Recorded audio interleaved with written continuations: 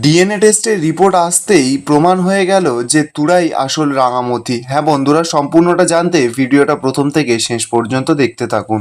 ধারাবাহিকের শুরুতে দেখা যায় একলব্য মৌসুমীকে বলছে, কি ব্যাপার বলো তো, বাইরে গান বাজনা হচ্ছিল, খাওয়া দাওয়া হচ্ছিল, সবকিছু এরকম চুপচাপ হয়ে গেল কি করে? মৌসুমী তো এবার ব্যাপারটাকে ম্যানেজ দেওয়ার জন্য একলব্যকে বলছে, আসলে বাচ্চা কাচ্চারা সব বাসর জাগবে, খাওয়া দাওয়া করবে, আচ্ছা তুমি না এখানে বসো, আমি তোমার জন্য খাবারটা নিয়ে আসছি। এই বলেই মৌসুমী যখন যেতে যাবে তখনই তো একলব্য পেছন থেকে ডাকে।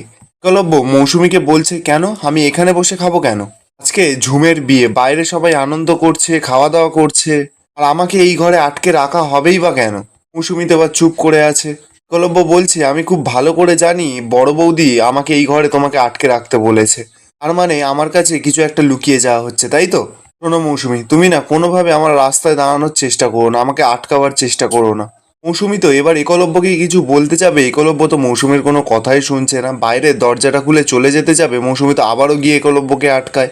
একলব্য তো মৌসুমীকে ঠেলে ফেলে দেয়, দিয়ে বলছে, আমাকে না খারাপ ব্যবহার করতে বাধ্য করো না। এই বলেই একলব্য বাইরে চলে যায়। অপরদিকে দেখা যাচ্ছে বিহু বাড়ির সকলকে বলছে যে এই মহিলা যে রাঙামতির তীরন্দাজ, এটার কিন্তু আমরা এখনো কেউ প্রমাণ পাইনি। অঙ্কুর তখন বিহুকে বলছে, এসব তুই কি বলছিস বিহু, সমস্ত কিছু তো মিলে গেছে। বিহু তখন বলছে, সমস্ত কিছু মিলে গেলে হবে? উনি যে সমস্ত কথাগুলো বানিয়ে বানিয়ে বলছেন না, তার কি প্রমাণ আছে? দুনিয়ার সব লোক জানে যে রাঙামতি তীরন্দাজ আর বেঁচে নেই। হঠাৎ করে এত বছর পর এরকম রাঙামতির মতন দেখতে একজন মহিলাকে তুলে নিয়ে চলে আসা হলো। আর এসব ভুলভাল গল্প শুনিয়ে এই মহিলাকে আমাদের বাড়িতে ঢোকানোর চেষ্টা করা হচ্ছে না তো? পাঞ্চালিও তো এবার বিহুকে বলছে যে, বিহু তুই এসব কি বলছিস? বিহু তখন পাঞ্চালির কাছে গিয়ে বলছে, শুধুমাত্র এই মহিলাটাকে আমার মায়ের মতন দেখতে বলে কি একে এই বাড়িতে রাখতে দেওয়া যায়? বৃন্দাও তো এবার শয়তানি করা শুরু করে দিয়েছে, বিহুকে বলছে, হ্যাঁ বিহু তুমি একদম ঠিক কথা বলেছো, আমারও একটা পলিটিক্যাল কেরিয়ার আছে, নামি দামি পলিটিক্যাল লোকজনদের সঙ্গে আমার ওঠা বসা আছে। এরকম তো হতেই পারে যে আমার কোনো শত্রু এই মেয়েটিকে রাঙা সাজিয়ে এই বাড়িতে পাঠিয়েছে আমার পলিটিক্যাল রেপুটেশন নষ্ট করার জন্য। কোনোভাবে এই মেয়েটিকে এই বাড়িতে থাকতে দেওয়া যাবে না। বৃন্দা তো বারবার করে চাইছে যে রাঙামতি যাতে এই বাড়িতে না ঢুকতে পারে, এটাই ওর আসল উদ্দেশ্য। এরপর দেখা যায় একলব্য উপর থেকে নিচে আসে।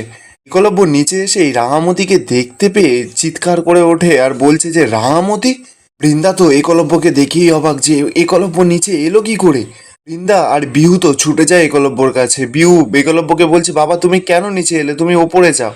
বৃন্দা তো চিৎকার করছে, বলছে যে, মৌসুমী মৌসুমী তুমি কোথায়, একলব্য নিচে এলো কি করে? মৌসুমী তো ছুটে ছুটে নিচে আসে, এসেই বৃন্দাকে বলছে যে, আমি অনেক চেষ্টা করেছিলাম আটকানোর, কিন্তু উনি শোনেইনি। বৃন্দা মৌসুমী সকলে তো চেষ্টা করছে যে একলব্যকে ওপরে ঠেলে পাঠিয়ে দেওয়ার জন্য, কিন্তু একলব্য তো কারোর কোনো কথাই শোনে না। সকলের হাত ছাড়িয়ে দিয়ে রাঙার সামনে গিয়ে দাঁড়ায়। একলব্য এবার রাঙামতিকে বলছে, রাঙামতি তুমি এত বছর ধরে কোথায় ছিলে?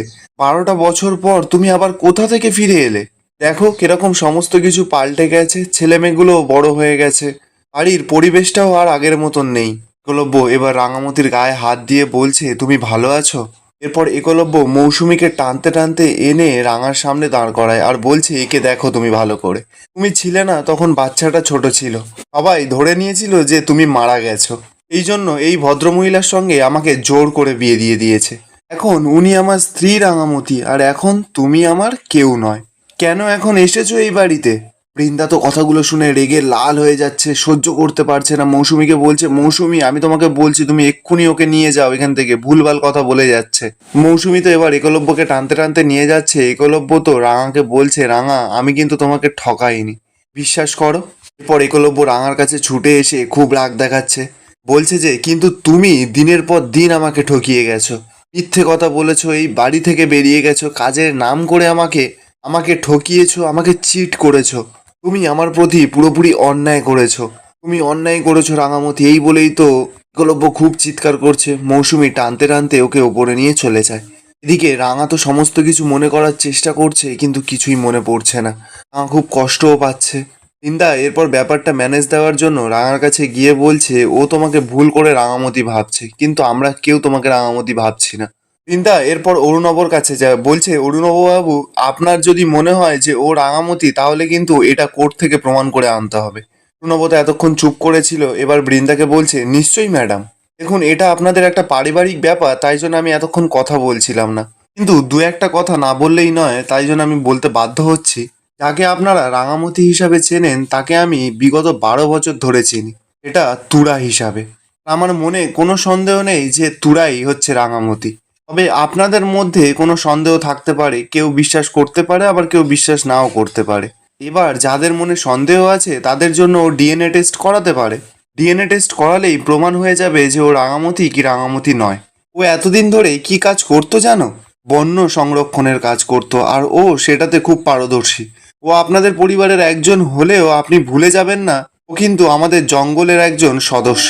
অরুণব এবার বিহুর কাছে যায়, বিহুকে গিয়ে বলছে যদি তুমি রাঙামতির মেয়ে হয়ে থাকো তাহলে কিন্তু তুমি সারা জীবন তোমার মাকে অবিশ্বাস করতে পারো না। তোমাকে এক না একদিন তোমার মাকে বিশ্বাস করতেই হবে, কথাটা মাথায় রেখো তুমি। বিহু তো কোনো কথাই বলতে পারছে না, শুধু কেঁদেই যাচ্ছে। অঙ্কুর এরপর বৃন্দার কাছে যায়, বৃন্দাকে গিয়ে বলছে বাবা মা চাইছে যে রাঙা এই বাড়িতে থাকুক, আমি তোমার কাছে হাত জোর করে বলছি বড় বৌদি, তুমি প্লিজ রাঙাকে থাকতে দাও। বৃন্দা তখন চিৎকার করে ওঠে অঙ্কুরের ওপর, বলছে অঙ্কুর এই বাড়িতে কে থাকবে আর থাকবে না সেটা আমি ডিসাইড করব, কারণ বাড়িটা আমার নামে, আর এই মেয়েটা এই বাড়িতে থাকবে না এটাই ফাইনাল।